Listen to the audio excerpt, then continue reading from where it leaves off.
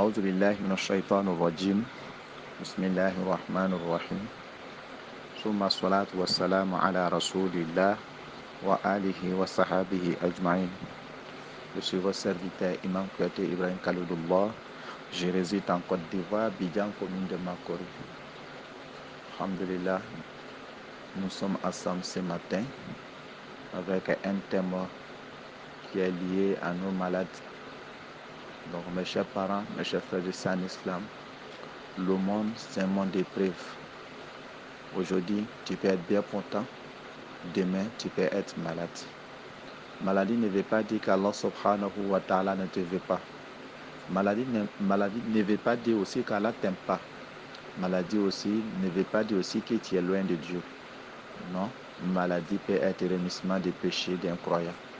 Maladie même peut être rapprochement d'un croyant envers Allah subhanahu wa ta'ala. Mes chers parents, mes chers frères et sœurs en islam, quand on tombe malade, on doit se confier plus en plus à Dieu avant de s'accrocher. On ne se confie pas totalement à les médicaments. On se confie à Allah subhanahu wa ta'ala d'abord, celui qui va mettre toutes sortes de barakas dans le médicament, celui qui va mettre toutes sortes de bonheur dans nos médicaments. Quand on va consommer, on va avoir la guérison. C'est Allah qui est derrière tous les médicaments. C'est à lui qu'on se confie plus avant de prendre les causes pour se soigner. Il ne faut pas qu'on va se confier à les causes sans avoir se confier à le Créateur.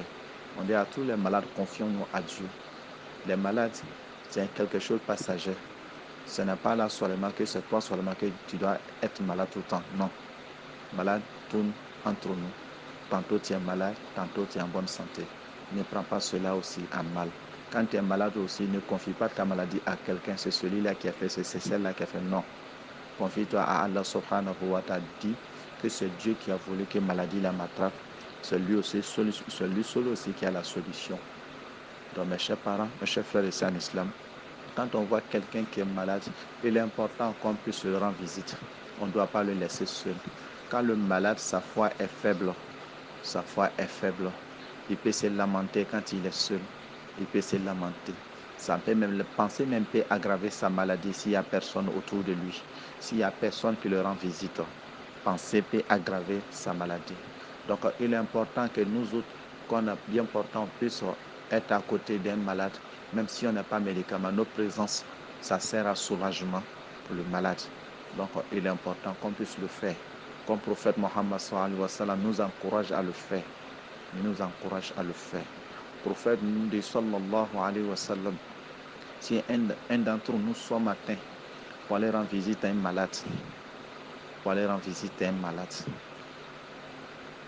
les marches qu'il est en train de faire, même s'il est dans la voiture, cela est considéré comme ce dernier est en train de marcher dans le jardin du paradis jusqu'à l'arrivée à sa destination, jusqu'à son retour aussi.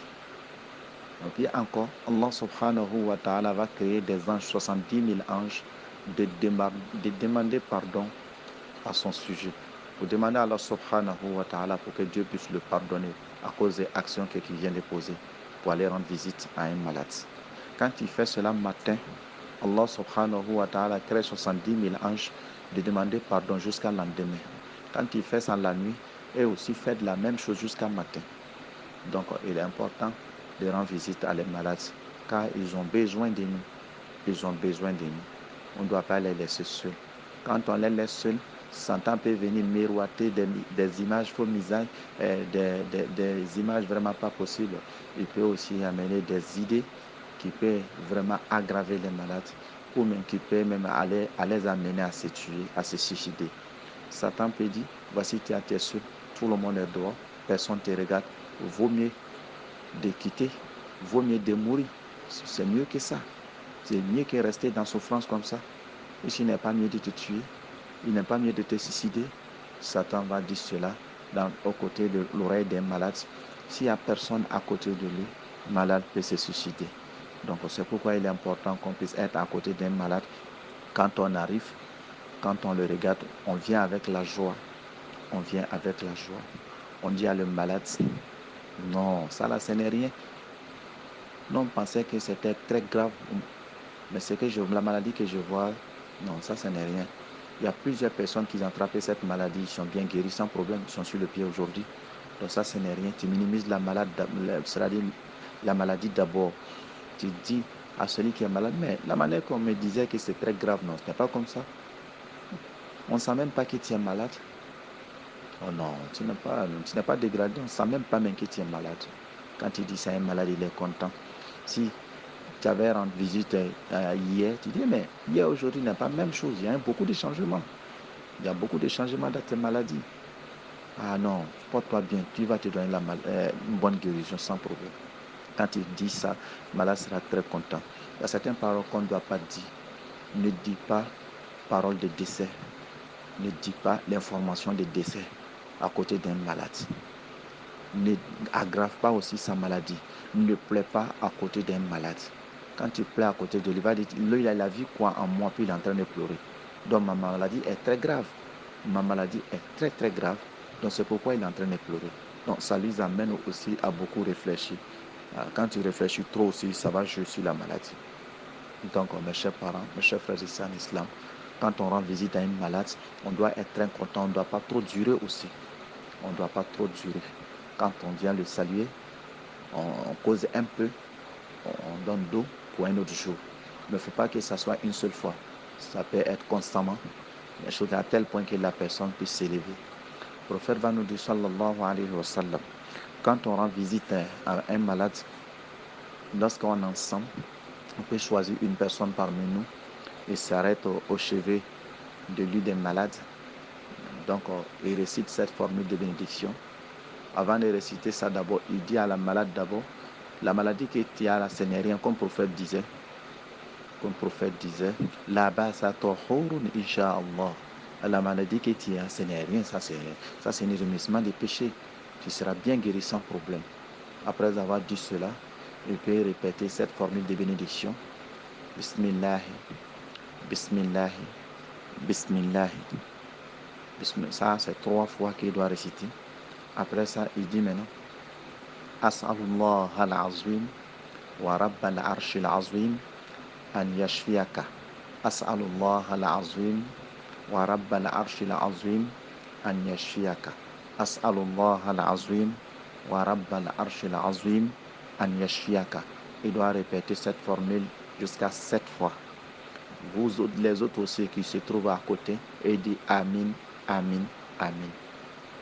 Donc après avoir récité ça, le prophète va nous dire sallallahu alayhi wa sallam, cette bénédiction peut être cause de guérison des malades qui est couché. Ça peut être guérison de sa maladie. Ça peut être une bonne remède même de sa maladie. Si ce n'est pas maladie qui va l'amener à l'au-delà, il va guérir de cette maladie à cause des bénédictions ça. Mais si la personne maladie est liée à son décès, là il va mourir. Sinon, si ce n'est pas lié à ça, il sera vite guéri à cause de cette bénédiction.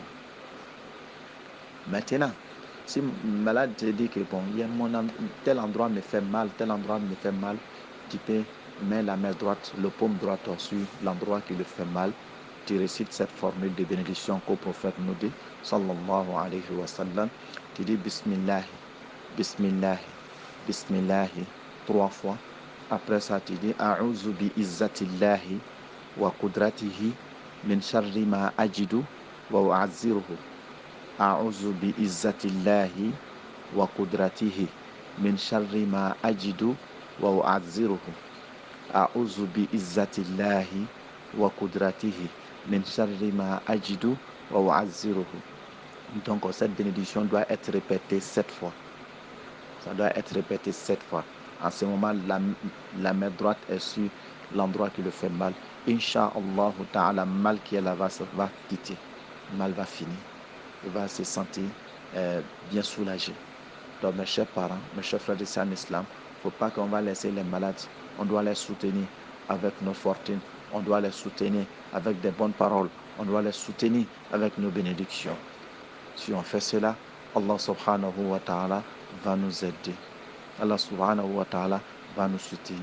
Le prophète va nous dire, première bénédiction que j'ai citée, que celui qui a pu dire ça, la maladie que ce dernier a, vous n'allez jamais attraper même maladie dans votre vie. Dieu va vous protéger contre cette maladie. Vous qui avez récité cette bénédiction, Dieu va vous protéger contre cette maladie. Vous voyez? Donc, pour rendre visite à un malade, il y a beaucoup de profits là-dedans. Un, d'abord, on a l'agrément d'Allah subhanahu wa ta'ala. 2, Dieu va pardonner nos péchés. 3, ça tisse une bonne amitié ou bien ça crée un amour total entre nous avec celui qui est couché, qui est malade. Parce qu'il a besoin de nous. Il a besoin de nos présences. Il a besoin de nos soutiens. Même simplement pour venir sourire avec lui, il a besoin de ça pour qu'il puisse être soulagé. Mes chers parents, mes chers frères et sœurs en islam, donc voici les droits des malades sur les vivants. Il ne faut pas qu'on va s'asseoir pour les regarder. Il ne faut pas que le visite tout ça aussi, une seule visite. Ça peut être constamment jusqu'à la personne va s'élever pour faire tous ses œuvres après, Inch'Allah ta'ala. Voici ce qu'on doit dire à la communauté. On peut rendre visite à l'hôpital, on peut rendre visite même chez nous à la maison, même chez de nos semblables qui sont malades, même si c'est un non-musulman. Le prophète a rendu visite chez un non-musulman. Le prophète a fait cela, sallallahu alayhi wa sallam. Vraiment, ça nous aide, ça crée un amour total entre nous, ça crée une sincérité entre nous, ça fait que Dieu va nous agréer, il va nous pardonner. Il va créer des anges qui vont demander pardon pour nous. Ainsi, on sera sauvé aussi de cette maladie que ce dernier a. Que Dieu nous protège, que Dieu nous donne la santé, que Dieu nous facilite à mieux appliquer les visites des différentes choses qu'on vient de citer, que Dieu nous facilite à mieux appliquer cela, que ce soit dans la sincérité, que ce soit à cause d'Allah subhanahu wa ta'ala. Donc mes chers parents, mes chers frères et sœurs en islam, c'était là nos interventions d'aujourd'hui. Sur ce, assalamu alaikum wa rahmatullahi wa barakatuh.